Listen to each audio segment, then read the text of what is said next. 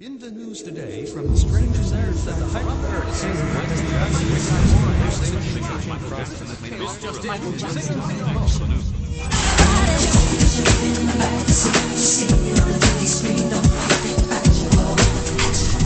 So damn disrespectable.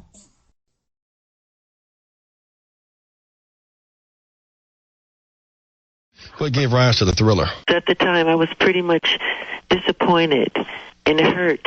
I lived in an area called Encino, and I used to see signs of graffiti saying disco sucks, disco is this, and disco is that. And disco was just a happy medium of making people dance at the time. I said, I'm just going to do a great album, because I love the album that Tchaikovsky did, Nutcracker Suite. It's an album where every song is like a great song. I said, I want to do an album where every song is like a hit record. And that's what pretty much the Thriller would spawn from that. I still wasn't pleased after that. I was always wanting to do more.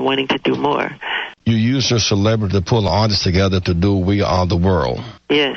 Quincy Jones called me on the phone and he asked me to write a song for the devastation that's going on in Africa and Ethiopia, was hit very badly. And he knew my love for the people over there. I love the culture. I love what they represent. So I put the song together. He said, let Lionel Richie help you. So Lionel came over. We started, putting ideas together. And we talked most of the time because we pretty much caught up with old times, because I've been knowing Lionel Richie for many, many years. And I put something together, but I wasn't happy with it completely. So after that, I just went in the studio myself and pretty much completed it, and Quincy was very impressed with it, and he said, this is the song, we're going to go with it, and we put the song out. It became the biggest selling single in history, and it raised a lot of money. It was called USA for Africa. It was Relief for Africa. It was a beautiful thing. Matter of fact, Michael, we did the film Save the Children. That was a big hit, too. Yes, it was. I remember those times. It's a little cloudy, but I do remember it, Jesse, and I remember how wonderful you were to us, and it was just a wonderful time. On that show was Marvin Gaye and Roberta Flack and the OJs and the Staples singers. That's an amazing, amazing list of people. That's some of the greatest talent ever. But then I remember another phase, I think it's another phase, when the Victory Tour occurred. At that time, you were a full-grown. All of your brothers and sisters were full-grown. The Victory Tour, describe that season. The Victory Tour was one of the great pinnacles of my success, because Thriller had won more Grammys than any other album in the history of music. And it created so much phenomenon and such adulation and notoriety on a universal level that it was very, very hard to go anywhere, do anything without press and helicopters and people sleeping in your bushes and hiding in your trees. And it was just a phenomenal pinnacle. It really was. And then after all of that, I announced that I was going to tour and to perform those songs live in front of an audience. So the world was just going really, really wild at that time. And we did this tour that broke records all over America. The first city was Kansas City, and that's where we met with you, Jesse. And I remember you coming to the suite, and you gave prayer. It was just an amazing time. It really was. My dreams had come true. But Michael, in this life, it said some rain must fall, and you've had these seasons of just tailwinds, like pushing you forward. But life is of such, it's not a straight line. Some argue you're either in a storm or you're just leaving a storm and going to a storm. And it's not difficult to handle these sunshine, bright skies, tailwind days, but then these headwinds come that kind of test what you really are made of. It kind of tests your mettle, your true grit. And so you've had these high points. What do you consider to be the low point? Probably the low point, the lowest point emotionally, and experience probably what I'm going through. Yeah, just the pain of what I'm going through, to be accused of something where I know in my heart and in my experiences in life I'm totally innocent. And it's just very painful. But this has been kind of a pattern among black luminaries. How are you handling it spiritually? Because you go from being held so high, and now your very character, your integrity is under attack. How are you handling it? I'm handling it by using other people in the past who have gone through this sort of thing. Mandela's story has given me a lot of strength, what he's gone through. the Jack Johnson story, which was on PBS, is on DVD now.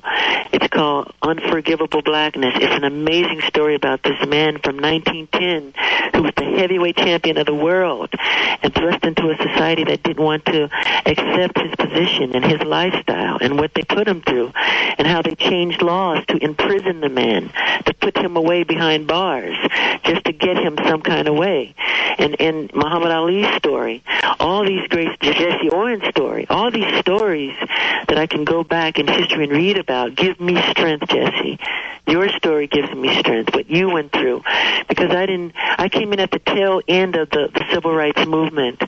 I didn't get to really, I'm a 70s child, really. But I got at the tail end of the civil rights movement. I got to see it, you know? People that you have embraced are now facing you in court on a daily basis. How does your spirit handle that? I gain strength from God. I believe in Jehovah God very much, and I gain strength from the fact that I know I'm innocent. None of these stories are true. They're totally fabricated, and it's very sad, and it's very, very painful. And I'm a strong person. I'm a warrior, and I know what's inside of me. I'm a fighter, but it's very painful. At the end of the day, I'm still human. You know, I'm still a human being. But then they shifted from the focus of the trial to saying you are broke. And Michael, are you broke?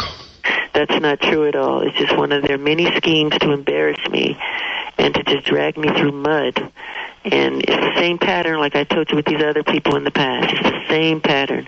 So don't believe any of this, you know, this is tabloid, sensationalized kind of gossip. A number of people called saying they thought it was about the Sony catalog. What's in that catalog? In my Sony catalog is all the Beatles music, all of, you know, Little Richard's music. I own Sly and the Family Stone. I own Elvis, so many Elvis songs, and it's a huge catalog. It's very valuable. It's worth a lot of money, and there is a big fight going on right now as we speak about that. Now, I can't say whether or not. I can't comment on it.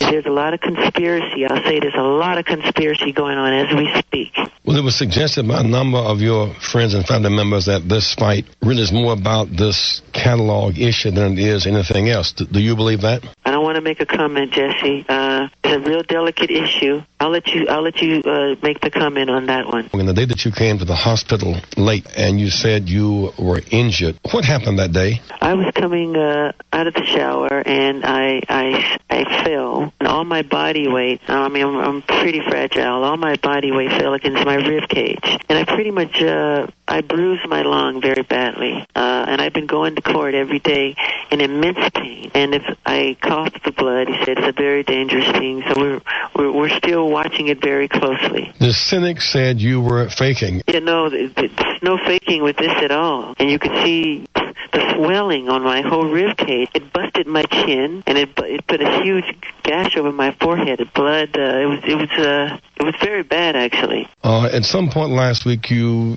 cried. What touched you? You mean at court? Yeah. I was in pain. I was sitting there hurting. The pain was so immense, all I could do was just sit there and cry. No, it had nothing to do with what was going on inside. What do you want people to know? Pretty much to be strong for me, to pray for my children and my family and myself, and to not believe what they hear and see and read just because it's in print does not make it the gospel. It's because of my celebrity. The bigger the celebrity, the bigger the target. So they've turned this into money. Is there anything that you will do differently when this season is over? My level of trust will change. There's a lot of conspiracy going on. Do you think all around me? Is the conspiracy connected to the celebrity or to the trial or to the catalog? What do you think the source of it is?